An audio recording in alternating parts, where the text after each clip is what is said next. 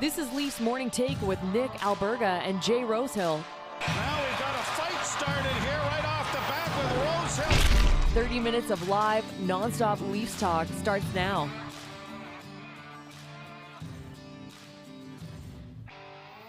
Ryan O'Reilly is a Toronto Maple Leaf, and it feels so good. Presented by PointsBet Canada, it's the Wednesday edition of Leafs Morning Take. Nick Alberga and Jay Rosehill with you. How are you, Rosie? What's going on, buddy? Oh, obviously pretty good. I'm on a betting heater right now. The Leafs are flying, and things are good, buddy. We got a great guest coming up tonight, so yeah, it's a good day. It's a good day. Yeah, the only thing you know is that it's morning for you and not really tonight, but we'll let that be. But yeah, you're right. Like a lot is we're feeling good right now. I don't know who's hotter, you or Ryan O'Reilly, in terms of what you're bringing to the table. I should ask you too. I brewed this out on social media yesterday on the Leafs Nation Twitter page. This new line needs a nickname. You're Mr. Nickname, but some that we got thrown our way. The Dirty Farmers of Ontario line, that courtesy our very own Nick Barden. The Passion line seems to be the winner. Do you have a different nickname, or do you like the Passion line? Oh, not off the top of my head. I'll have to think about that one and come up. The passion line, the passion line. Yeah, not bad, not bad. The fucking stud line is what it looks like last night. Oh, Rip City, my dude. Remember to subscribe, tap that like button, leave us a review wherever you're checking us out. And don't forget to visit theleafsnation.com for the very latest on all things Toronto Maple Leafs. Also, as you know, we're in the process of migrating over to our very own YouTube page. Make sure to subscribe and like at the Leafs Nation 401, at the Leafs Nation 401. You see it on your screen there, courtesy producer Alex. We are growing quickly, so make sure to go check that out. Right now, all our interviews and clips and shorts are all out there at the Leafs Nation 401. Thoughts, comments, questions, or concerns, drop us a line in the chat down below here on YouTube, and we'll get to those a bit later on here on the show. As Rosie mentioned and alluded to, we got another fantastic guest on today's show, 2003 Stanley Cup champion, NHL Network analyst. He's from That's Hockey Talk podcast. He's a noted Leafs Twitter troll as well. Mike Rupp, who scrapped Jay Rosehill, I believe, 3 times in their illustrious careers. We'll break that down coming up. Mike Rupp is coming up in about 10 minutes from now, but for now, let's get over the boards. I aptly titled this Best Trade Ever, man. What a night in Buffalo, 6-3. And did we not talk about this yesterday, how it would be littered with Leafs fans? It felt like that's the loudest I've heard Scotiabank Arena last night. Yeah, man, you got some real hockey fans in there apparently. But yeah, I was watching it at home, and either my wife or my kid said something like, "Is this in Toronto, or where is this?" And I was like, "No, that's down in Buffalo." And then they're chuckling at the 16-minute flight on the way home and everything else. It's nice when you can play down there and the fans decide to jump in their cars and cruise across the line and support the team. It's unreal, because it's got to be deflating for a home team to get scored on and then have their own barn just blow up with applause, man. It's demoralizing. It was a tough night for your boy UPL, Ukko-Pekka Luukkonen, one of the best names in hockey, young prospect netminder for the Sabres, 4 on 10, but it really wasn't his fault. And again, this was spearheaded by the Passion line, is what we're quoting them right now. Ryan O'Reilly, have yourself a night. We love the revenge angle. You loved it in your PointsBet Canada play yesterday. And he scores a hat trick, 3-1 in that game. That line in general combining for 13 points in the night, Rosie. It's outrageous, man. And I mean, that first one, yeah, what a dish, what vision from Mitch Marner right on his tape. And he finishes this time. Then he gets sent in by Johnny T. Nice little pass right on the backhand. This time he goes backhand and it goes top titty as opposed to going in the bar and out. He's had chances throughout his first 2 games and then buries the empty netter. But that line was absolutely buzzing. Thing that stands out to me is the points absolutely littered across the board from everybody except Austin Matthews, the Mr. Point Man, Mr. Goal Scorer. He's held off the score sheet in just one shot. So I mean, that's the scariness of this team, man. Like, if Austin Matthews doesn't even do anything, look how much firepower they still have. You're not relying on 1 or 2 guys. It is spread out. Our offense is scary. Yeah, I was going to say that. Like, that's the scary part about this whole situation. They score 6 goals and their best scorer, their best player gets squat, an egg in the game. I thought Nylander was really, really quiet as well. It just shows you when they flex their muscles offensively, what they can do. And you just can't not help but love Ryan O'Reilly, man. I just love his calm, cool demeanor. I think it's perfect for this market. It seems like nothing phases him. Granted, they're 3 games in, but he's really, really chill. And I think it correlates perfectly with like personalities like Nylander and Marner and the moxie of like a Matthews. And then you have stoic guys like JT and Ryan O'Reilly. I like the mix quite a bit. Yeah, it's unreal, man. Like when you add him, you roll down the roster and it is just scary and the personalities seem to click. It doesn't seem to be any egos getting in the way at all. And a guy like O'Reilly, and we talked about when he got dealt here, his experience level and his camaraderie and his teammate, his just being a solid teammate. There's got to be a better word for that where just everyone likes you. You're good to be around. He's got that big toothless smile. Everyone would respect him because of his resume. And they've talked that ad nauseum about like the fact that his professionalism is so high. He'll grab young guys after for a half hour after practice and just show them little things he's learned. He wants to win, but he's just a guy that you'd want on his team. And I can see why they went after him first and got this deal done. And I just keep shaking my head at the fact that we didn't have to give up like a Matthew Nyes or someone big that would be detrimental to our future. We gave up some draft picks that we can get back in 4 years when those guys would even be close. We can get back some picks or pick up whoever that guy is, or it's not going to hurt the future, man. Time is now. It's just a fantastic trade. And after last night, it's just so clear that we won it. Yeah, it's early to say that, but Roji, I know you have an appreciation for that new look fourth line, man. Czar, Achari, Kerfoot. Your boy Noel Achari was credited for 7 hits last night. I was worried for anybody in that building because he was like a Brahma bull out there. I loved him, man. I love what he's bringing so far. Absolutely. I mean, that's just like the little that's like the little sprinkle in that trade, man. Like I don't think it is too early to say that we've won it. We have gotten so much better. The other teams haven't. We didn't give up screw all for them. Look at the fourth line, look at the third line. Look at the we're just full. We're deep. Our front end is the best in the league. And our defense is not bad either, and our tendies are capable of being very good. I'm happy where the team's at. If they add even more and get even better in the time left before the trade deadline, it's just scary. I'm really happy with the team right now. I know their only blemish is that they lose to piece of shit teams, which is pretty irrelevant in the playoffs, isn't it? It is, but I can't go as far as to anoint a winner 3 games in, man. We all got to temper expectations. I know Leafs Nation were going nuts last night after the first period. You're texting and calling everybody, this is our year, this is it. I'm telling you, we won't measure this trade until game 1, until game 7 against Tampa, ultimately, until we know what happens in that first round. Because if they lose, quite frankly, it's the same old situation. It's the same old story. Furthermore, people trying to compare it to the Nick Foligno trade, can you stop, please? Like, there is no correlation at all. Nick Foligno was at a different point in his career when he came over from Columbus. He was dinged up, but a way different player. Like, we knew the offensive pedigree was still there with Riley. I know he's coming off a foot injury, but still, he's a really good player. He's still only 32. I just can't draw many comparisons to when they went out there, because I know people were slagging already Nick Foligno, the fact that O'Reilly's already scored more goals than him in 3 games than he had in his entire tenure as a Maple Leaf. It's a different type of situation, Rosie.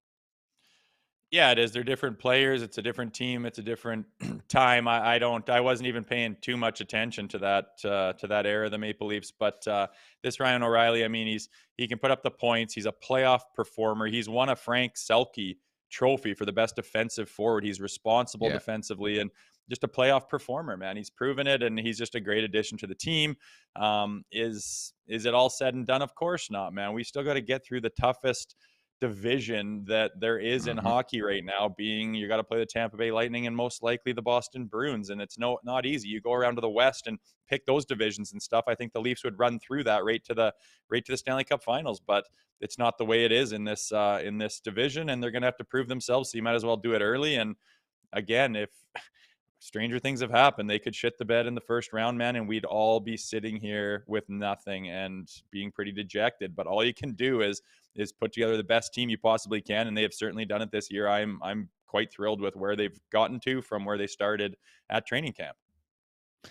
At risk of being too negative, I'll tell you I wasn't happy about I that know. third period. I know they dummied them. I know they played outstanding, specifically in the first. I thought the second was a wash. Like, it felt like both teams were just waiting for the final buzzer in the game. But the third period, it's happened way too frequently. And I understand it's what, game 58 of the season. In the long run, it doesn't mean much. But I wasn't crazy about that third period where, Rosie, it turned 5-3, and you start to revisit some old demons, my friend. Yeah, it had that look to it a little bit, but to come to the defense of that team, I mean, with the chances that was Yeah. going on and what it looked like it wasn't going to be an 8-0 game and it was easy. The chances were just pouring on like an avalanche. And when that happens Mhm. collectively as a team, it's almost impossible not to kind of veer away from the systems and veer away from the positioning and the support that you need to normally have on any given night in the NHL. And when it starts to become a blowout, things kind of seem easy, and it's easy to kind of start making that little riskier play, or maybe finding yourself in more on the offensive side of the puck. It's easy to happen, and it happens to almost every team, including good teams. But I will agree with you, it seems like the Leafs Achilles heel is being unable to right the ship when the momentum starts to come against them. And I mean, they can't seem to turn it around against the bottom barrel teams when they're down a couple goals. Like, good teams should be able to just come back and just run the table on them and end up winning the game. When the momentum gets switched and it starts to have the ice tilted against them, the Leafs just seem to scramble a little bit, and it's been their Achilles heel. And you see that in the goal, and they just can't get it, and they seem to be skating in mud and just a little bit stuck it. And I don't put a lot of stock into that third period, but certainly Yeah. they didn't step on their throats and shut the door. Yeah, I just feel a bit for Ilya Samsonov, and I'm not like a goaltender apologist or anything. Like, even when I played beer league, I could not care less about getting that shutout. I care more about racking up points, but I do care long run for this Maple Leafs team. Can they get over the hump? Can they beat Vasilevsky in Game 6 and 7? Because that's the ultimate concern for me, Rosie. We know it's going to get to a Game 6 or 7, very, very likely. And then you have Mariano Rivera on the other side of the ice. And you just can't, the margin for error is so slim that you have to play close to perfect hockey to finally beat that guy. Yeah, I mean, we will see. He's one of the best goalies in the world, and he's kind of had their number before, and they got a good team over there. But it's up in the air. I could see the Leafs winning in 5 games. I don't think it's a guarantee it's going to go 6 or 7. I'm not putting that prediction out there, but I mean, we'll see how these two teams match up, and we'll see how much people are clicking here. And I believe that the Toronto Maple Leafs are a better team this year, from what I've watched. And we'll just see if they can put proof. The proof will be in the pudding. But yeah, if Vasilevsky decides to stand on his head and just become a wall out there, the Leafs could get frustrated and start spinning their wheels, which they have been known to do. Well, at the very least, I'm looking forward to that conversation. I'm also looking forward to this conversation. We've been trying to chase down today's guest for like 3 months. He's been too busy trolling Leafs Twitter, but we finally got him. 2003 Stanley Cup champion, studio and color analyst with NHL Network from That's Hockey Talk podcast. It's Mike Rupp. Rupper, what's up, buddy? What's going on, fellas? What is good? I'm happy you took a break from trolling Leafs Nation to join us on the show, buddy. Hey, you know what?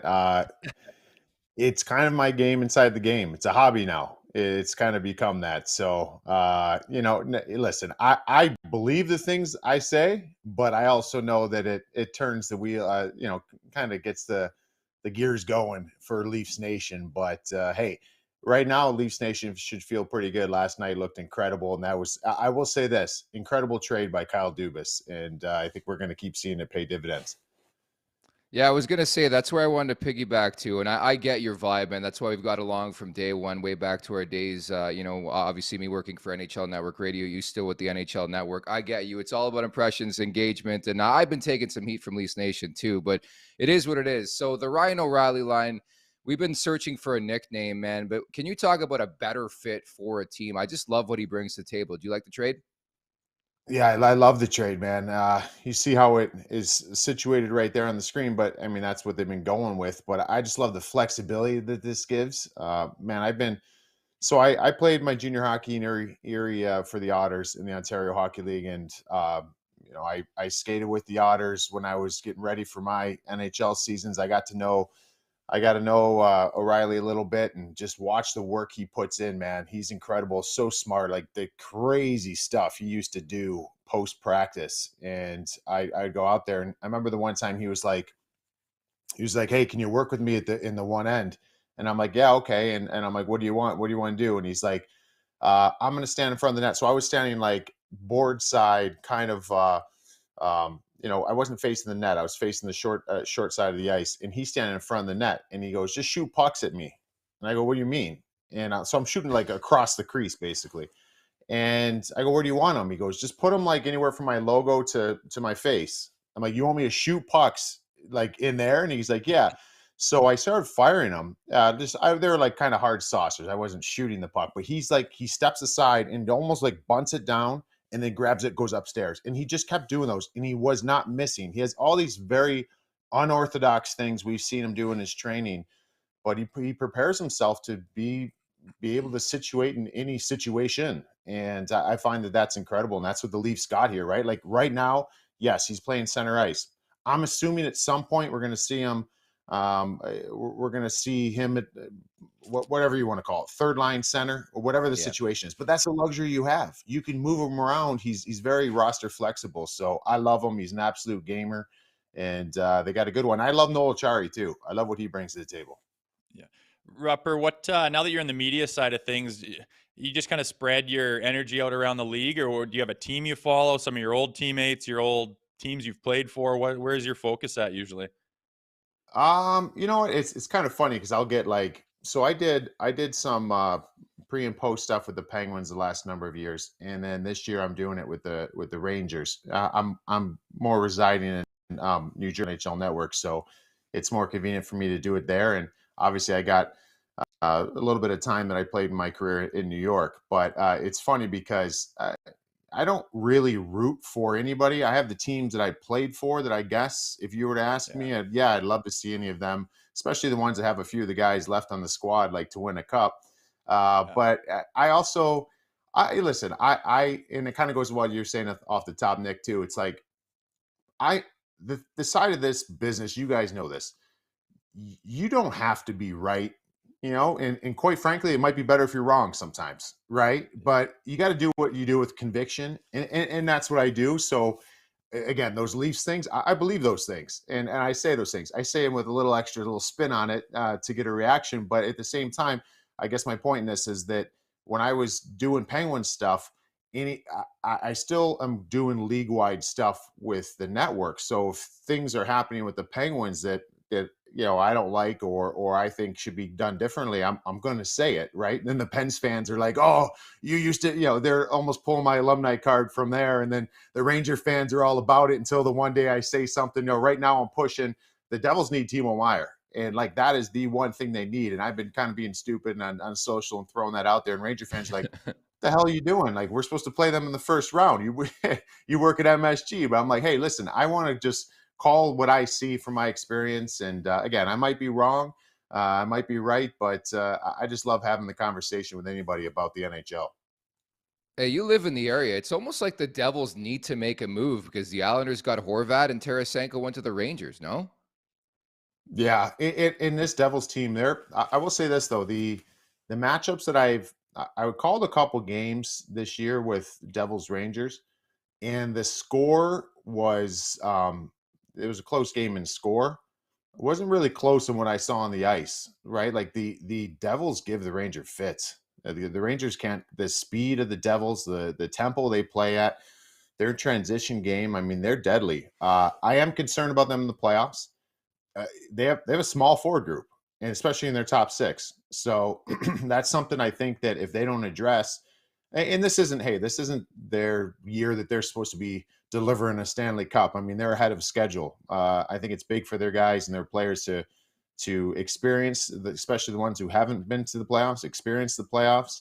But they need a bigger body, man. They need an interior presence, and Timo Meier is 228 pounds, 230 pounds.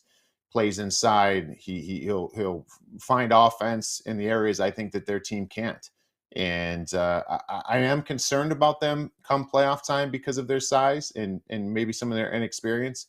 But I think if you add a Timo Meier, it certainly helps. But at the same rate, who knows, man? If the round one matchup is Devils Rangers, Devils could beat the Rangers. I mean, it could be. I think it would be a great series. But from what I've seen so far, the Rangers have a little bit of hard time with the speed of the Devs. We both love you because you're old school, and we referenced that you won in 2003. You just need a bit of pugnacity, to borrow a phrase from Brian Burke, and that's why, again, all bent over shape. Even the Konechny thing a couple months back that you were rather vocal about here in Leafs Nation. I totally get it.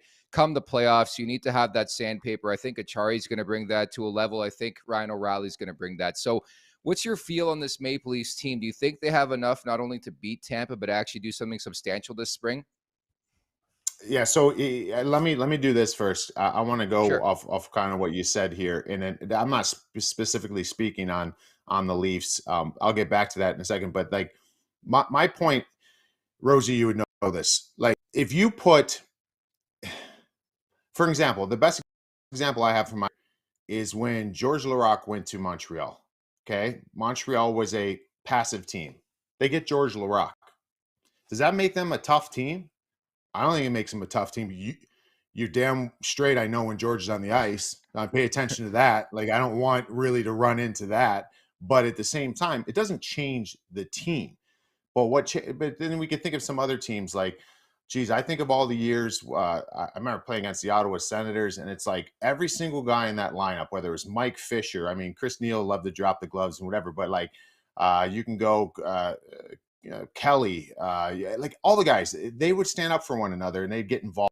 And they would, to me, like you don't even have to have someone that necessarily fights, but just if you engage with anybody on that roster, you know that you've got guys that are all coming at you. That to me is team toughness, right? So that's the big thing. Like I'm not promoting saying, oh, if this team goes out and gets, Ryan Reeves, they're all of a sudden a tough team. I don't believe that. If you don't have a tough team already, one guy's not going to change that. As far as the Leafs go, and I think this is what you're asking about, where they're at with some of that.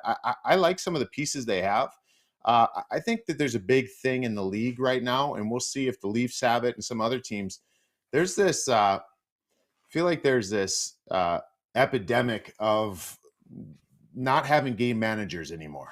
And some teams have it, some teams don't. And what I mean by that is mostly your bottom six players, but sometimes it's in your top six as well. Just looking at the scoreboard, realizing where you're at in the game, how to close a game out, what needs to be done in this situation. I think a lot of the league now is let's score a goal. And that's great. That's what I want to see. I love seeing high scoring games. But I think the more guys you get, specialty players, this guy kills penalties, this guy wins faceoffs, this guy blocks shots. When you get specialty players like that, I think it makes you so much more difficult to play against. I think that's what Noel Acciari does. I think that they have, I'd like to see him even add another veteran piece. Just it doesn't cost much for some of these guys. Tyler Mott deal to New York, I think is an incredible deal. I knew the Rangers loved him from last year, but those are the intangible pieces. There's not a ton of game managers out there anymore, and the ones that are, man, they're of a lot of value. Yeah, some call them shit disturbers, some call them shift disturbers. So I should preface this entire conversation by, I was telling Rosie, I'm like, I love to get Rupper on. So I text Rupper and he's like, that guy fucking cut me. So obviously we got to break down. Correct me if I'm wrong. I looked it up. You had 3 scraps in your career. So I'm going to let you guys take it away. Rosie, you take the floor. Let's break down your 3 scraps right here. Did we fight 3 times? Rupper. All I remember every time you come in hot like that, and I don't like when guys came in hot. And Rosie was tough as nails, man. And you'd come in hot, and there's a number of times I remember distinctly in the Minnesota Wild fight. So you got me there, knocked my bucket off there. That's why I was still hanging on a little bit, but I shaved my head since then. But it's you're a big boy, Rosie. How tall are you? 6'3". I remember fighting you, Rupper. I thought we fought 3 times, or I thought we fought twice, and then they pulled us up and we'd fought 3 times, twice in your Pittsburgh days. And I remember the one in Minnesota that's probably coming up later. You're giving me a flurry there, and I think you tagged me with when I go to my knees and pop back up, and then I was a little bit pissed off. But I remember you were always honest about it. This one here, yeah, I think it's probably a pretty good hold one. on. At this point, at that point, if you could bring it back, I know at this point this guy likes coming in hot. Look at me backing off the draw. I'm like, I need as much space. I want to dictate. You come flying in every time, and you got me good in this one. I'm pretty sure you got my nose pretty good. Well, yeah, I'm pretty much across the center line. Well, I don't like to mess around and get this thing over with. But look at you. I think you canked me there, and then I was a little mad. But you're throwing hot and heavy, and you are a big boy. But I remember a little story. Stuff. The first time we went, Rupper, I think it was my 3rd game in the NHL. I had scored my first goal that game, so obviously I'm just buzzing right now in my own mind. And I went and finished my hit against Letang. Then I'm back checking, and he's up behind me, and he just lays one across my calves. So I turn around and I just put my stick up kind of around his legs, in between his legs, and I go, "What are you thinking tonight there, fella?" And then I think that he watches a little too much soccer, and he just hits the deck, and the whole crowd goes nuts, and no one knows what happened. Little skirmish happens. We both get penalties because no one knows what happened. And Bill McCreary comes into the penalty box, and he's like 3/4 body in the penalty box, and he is motherfucking me, screaming at me, saying that is Bush League shit. I do not put up with that. And I'm like, Bill, obviously you didn't see it because I didn't do anything. Letang just laid there and did his little spiel there. So then the next shift, your leg comes over the boards. You come up and you go, "You probably didn't spear him, did you, Rosie?" And I go, "I did not, Rupper." And he goes, "But we're going to have to go anyways." I said, "I understand." So now I'm sitting there. It's my third game in the league, and Big Mike Rupp's beside me. And then there's something wrong with the ice. So the lineies start fixing it. They go to commercial, and I got to skate around for what seemed like 20 minutes waiting for this I goddamn remember fight that against now. Yeah, I this remember big that. veteran. And I was like, Jesus, one of those ones that just lasted forever. But then away we went, and always a pretty spirited skirmish, man. But you were a guy I always respected, and the little chats we had on the side was always awesome. No, I appreciate that. Had a lot of respect for you too. I didn't like fighting you though. There's certain guys that you can see there. You cut me the one time, you got my nose another time. There's certain guys. It's just funny. Like certain guys you just don't match up well against, and there's some guys there's sometimes you'll have a guy who was for me. You remember Chris Thorburn? Chris Thorburn. Yeah. I didn't. He was tough, but he wasn't like league tough, like the heavy of the heavies. I did bad with him every single time, but then I do good with I'd hang in there with like Colton Orr, and I'd be like, all right, cool. Like, you know what I'm saying? Like, Totally. but it never made sense. I got a good Bill McCreary story for you real quick. I was playing in New Jersey. I love Bill. Didn't love him at times playing. We'd always kind of get into it with each other, but so there's a time in New Jersey where I was on the bench and he missed a call or what I thought he did. And so I stand up, and I was one of those guys, right? Stand up and just start kind of using my stick like an oar on the side of the board, just banging, making noise, yelling, "Hey, you missed it." And I'm basically showing them up in front of the whole arena. And so I end up sitting down, there's a TV timeout. I go to time my skates, retime my skates on the bench, and I lean down. All of a sudden I hear someone stop right in front of the bench.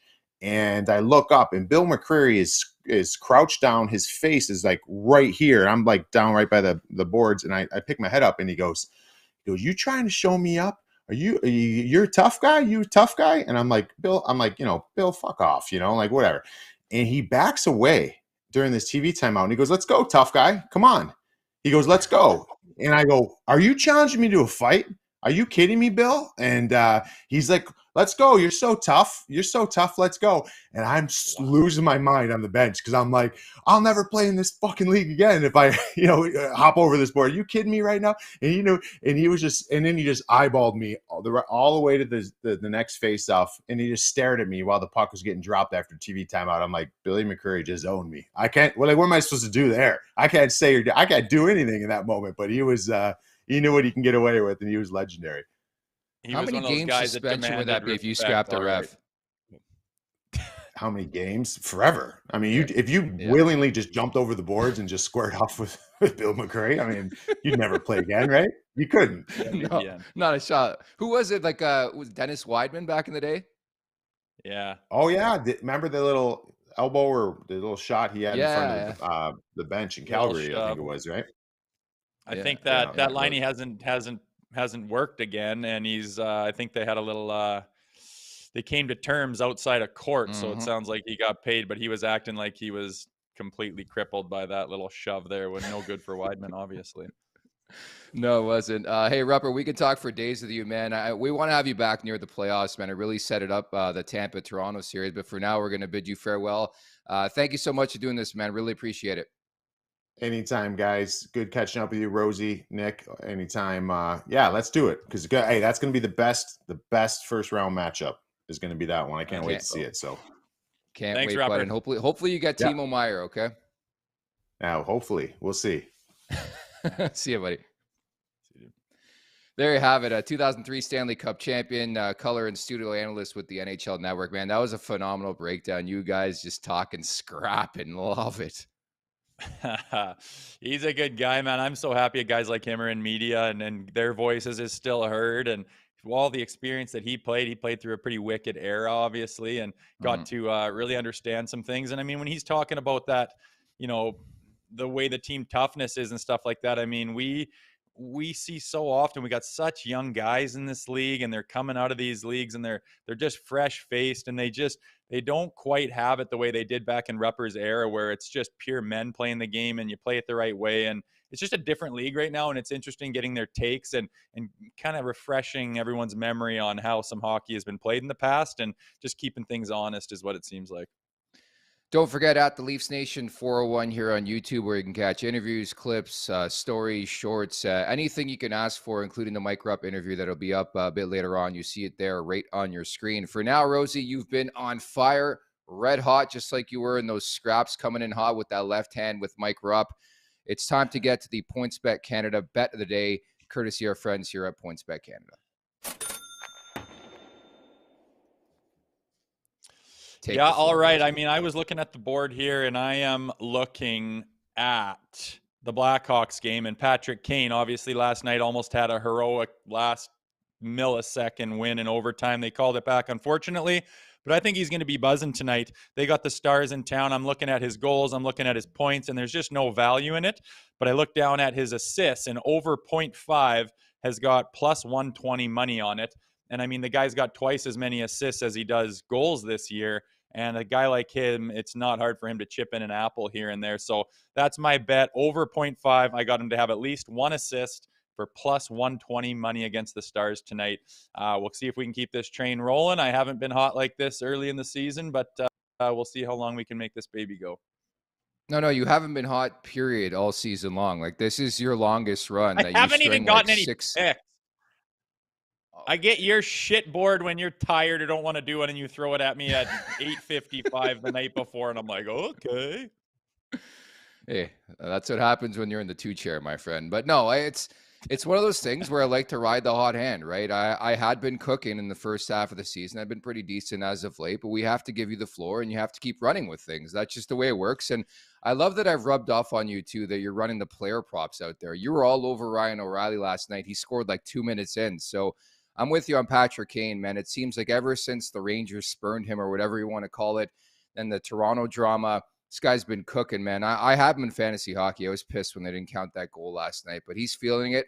And the cherry on top to your bet tonight is the fact that I do think Dallas is fully entrenched in that conversation. Like, if Patrick Kane gets dealt, I wouldn't be shocked if it was the Stars.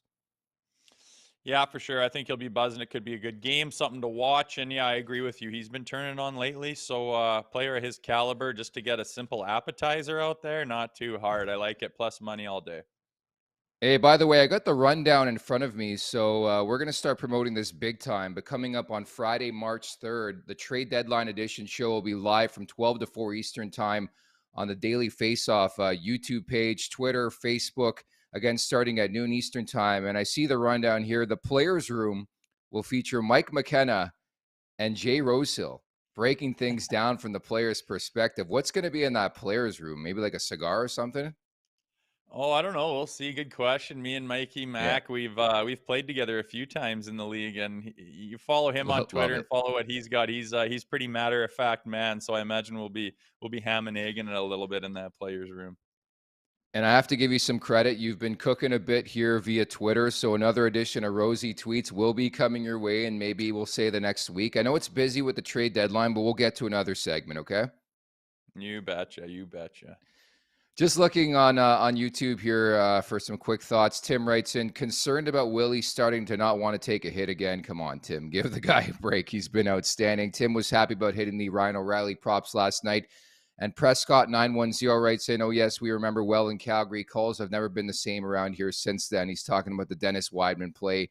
I still remember like it was yesterday, but I don't believe Wideman played clearly another game in the NHL. That official never officialed another game in the NHL. Just a crazy, crazy chain of events. And what a great story by Mike Rupp, our guest on today's show, that he was asked to go by Bill McCreary back in the day. Obviously didn't oblige, but that'd have been quite the story if a player and a ref started scrapping. I know we see that in minor hockey sometimes, but never at the National League level. Oh yeah, the dad coming out of the the stands, running across the ice, trying not That's to you, slip. buddy. tackle. Yeah, that'll be me this weekend. No, the Bill McCreary, he didn't take any bullshit. One of those refs that demanded respect and would get right in your face if you were doing something you didn't like. It's better just to let him sleep and call the game. But one of the best, one of the longest tending referees in the league from what I can remember. He was there forever, it seemed like. Love it, and loving the Ryan O'Reilly pickup for the Leafs. I think they've earned a couple days off. Next up is a Friday home date with the Minnesota Wild coming up, so we'll continue to tee that up as the week goes on. Hoping to get Frank Saravalli on at some point to tee up the trade deadline. It'll be a week away coming up on Friday, and got a wide open show tomorrow, so you have to tune in to find out more on what we have cooking and storing for that one at the Leafs Nation 401 again, where you can follow along on YouTube at the Leafs Nation 401. Rosie, great job today. We'll talk tomorrow, okay? Right on. See you guys tomorrow. There you have it. That's Jay Rosehill. Many thanks to Mike Rupp and producer Alex as well. I'm Nick Alberga. Thanks so much for listening and watching and following. Take care.